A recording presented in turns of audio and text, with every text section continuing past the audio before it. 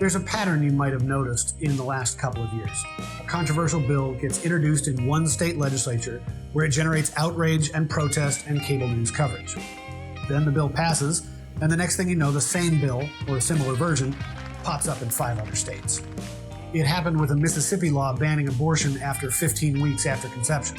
Versions have passed in several other states, and it's the foundation of a major case before the U.S. Supreme Court. It happened with a Texas bill allowing anyone to sue an abortion provider. That bill has come up in nearby states, and Democrats have even used it as a model to propose allowing people to sue gun manufacturers. It happened with bills banning transgender girls from women's sports. That bill has come up in about a dozen other states this year alone. And it's happening again with a Florida bill that opponents call the Don't Say Gay law. That law, signed last month by Governor Ron DeSantis, bans schools from teaching anything about sexual orientation to students in kindergarten through 3rd grade. Supporters say it gives parents more rights to decide how their children are educated. But opponents say it will bar teachers from the mere acknowledgement of same-sex relationships, that a child might have 2 dads or 2 moms. It might stop them from reading books with characters who have 2 same-sex parents. Those opponents worry that the bill will increase bullying.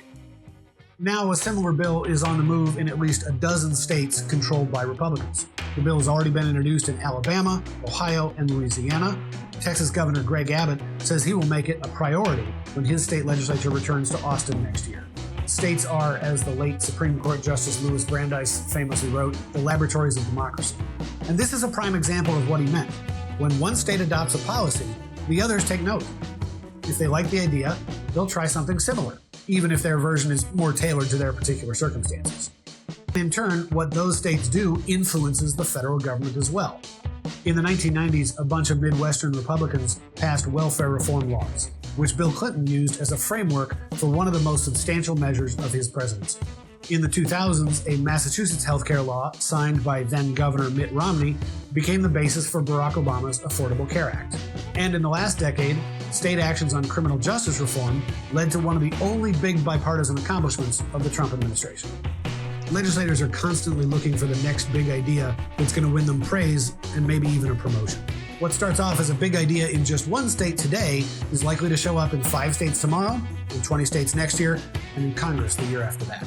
So when one state adopts something that sounds controversial or outside the box today, don't ignore it. It may be coming to your state next.